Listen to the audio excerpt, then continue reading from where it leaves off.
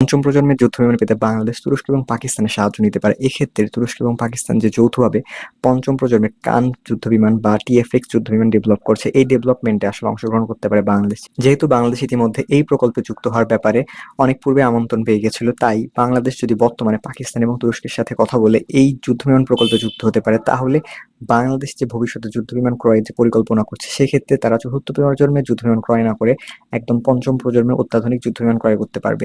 এজন্যই মূলত বাংলাদেশকে এই মুহূর্তে জিনিসটি বিবেচনা করা উচিত। বাংলাদেশ পঞ্চম প্রজন্মের যুদ্ধ বিমান ক্রয় করার জন্য তুরস্ক এবং পাকিস্তানের সাথে যে বিষয়ে আলোচনা করতে পারে তা হচ্ছে, এই প্রকল্পে বাংলাদেশ সামান্য কিছু কন্ট্রিবিউশন করে ভবিষ্যতে যখন এই যুদ্ধ বিমান মোটামুটি সার্ভিসে চলে আসবে, তখন বাংলাদেশ এই যুদ্ধ বিমানকে নিজেদের জন্য ব্যবহার করবে। একই সাথে এর মেইনটেনেন্স ফ্যাসিলিটি বাংলাদেশের মাটিতে স্থাপন করবে, যার মাধ্যমে আসলে বাংলাদেশ একই সাথে যেমন নিজেদের মাটিতে যুদ্ধ বিমানকে অনেকটা মেইনটেনেন্স করতে পারবে এবং একই সাথে এই যুদ্ধ বিমান সকল ধরনের সুবিধা বহন করতে পারবে।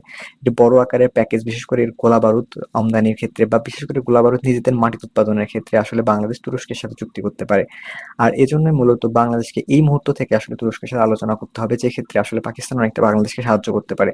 যদি বাংলাদেশ শুধুমাত্র যুদ্ধ বিমান ক্রয় করে, তাহলে সেক্ষেত্রে বাংলাদেশকে আসলে গোলাবারুদ তুরস্ক থেকে কন্টিনিউ আমদানি করতে হবে। এজন্যই মূলত বাংলাদেশ যদি পশ্চিমা কোনো দেশের কাছ থেকে যুদ্ধ বিমান ক্রয় না করে তুরস্কের মতো দেশের কাছ থেকে পঞ্চম প্রজন্মের যুদ্ধ বিমান ক্রয় করে, তাহলে রকেটসান বা তুরস্কের যে অ্যাসেলসানের মতো কোম্পানিগুলো রয়েছে তাদের কাছ থেকে বাংলাদেশ অনেকটা যে গোলাবারুদের প্রযুক্তি রয়েছে তা ক্রয় করতে পারবে এবং নিজেদের মাটিতে এই গোলাবারুদ সহকারে বিভিন্ন ধরনের রকেট যেগুলো আসলে উৎপাদন করতে পারবে, যা বাংলাদেশের শক্তিকে অনেক ক্ষেত্রে বৃদ্ধি করতে সাহায্য করবে।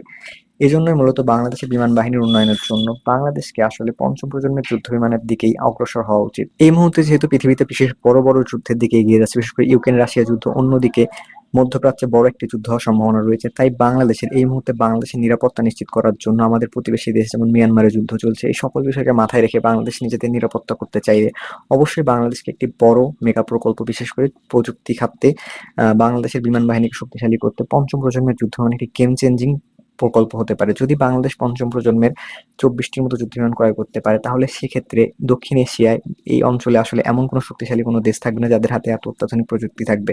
বাংলাদেশ পঞ্চম প্রজন্মের বিমান 24টির কাছাকাছি ক্রয় করতে পারলে তুরস্কের কাছ থেকে, সেক্ষেত্রে বাংলাদেশ আসলে অন্যান্য সেক্টরে খুব কম ইনভেস্টমেন্ট করে আসলে বাংলাদেশের সামরিক শিল্পকে অনেক বেশি অগ্রসর করতে পারবে। যেহেতু বিমান বাহিনী যে কোনো যুদ্ধের ক্ষেত্রে অগ্রগামী ভূমিকা পালন করে, সেজন্য বাংলাদেশের পঞ্চম প্রজন্মের যুদ্ধ বিমান সকল ক্ষেত্রে আসলে বাংলাদেশকে এগিয়ে রাখতে পারবে। বর্তমান সময়ের আধুনিক যে কোনো যুদ্ধে আর্টিলারি সিস্টেম, বিশেষ করে এয়ার ডিফেন্স সিস্টেম এবং যুদ্ধ বিমান খুবই বেশি গুরুত্বপূর্ণ ভূমিকা পালন করছে। আমরা যদি আরো লক্ষ্য করি, তাহলে এয়ার ফোর্সের ভূমিকা বিশেষভাবে লক্ষ্য করা যায়। বাংলাদেশ যদি তাদের এয়ার ডিফেন্স সিস্টেমকে বৃদ্ধি করে একই সাথে পঞ্চম প্রজন্মের যুদ্ধ বিমানও ক্রয় করে, তাহলে বাংলাদেশকে অবশ্যই দুইটির মধ্যে একটা সমন্বয় করতে হবে। বাংলাদেশ যদি এয়ার ডিফেন্স সিস্টেম তুরস্কের কাছ থেকে ক্রয় করে এবং একই সাথে যে পঞ্চম প্রজন্মের যুদ্ধ বিমান রয়েছে সেটিও যদি তুরস্কের কাছ থেকে ক্রয় করে, তাহলে সেক্ষেত্রে বাংলাদেশ এই দুইটি যে এয়ার ডিফেন্স সিস্টেম এবং যুদ্ধ বিমান রয়েছে তার মধ্যে একটা ভারসাম্য বজায় রাখতে পারবে।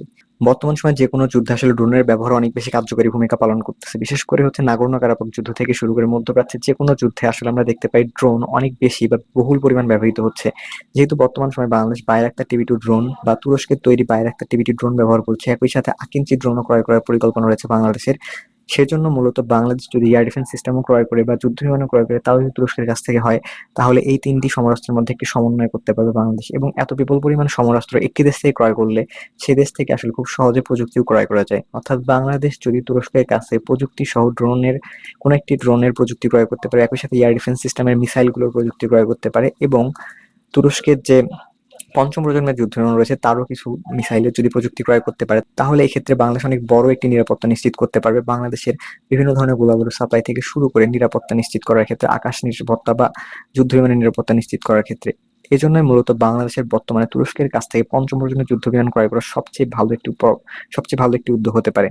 তো এই বিষয়ে আপনাদের গুরুত্বপূর্ণ মতামত জানাতে পারেন আমাদের কমেন্ট বক্সে। এছাড়া আপনারা কোন বিষয়ে ভিডিও চান তাও জানাতে পারেন আমাদের কমেন্ট বক্সে। দেখা অন্য কোনো আলোচনা, ইনশাল্লাহ। বাই।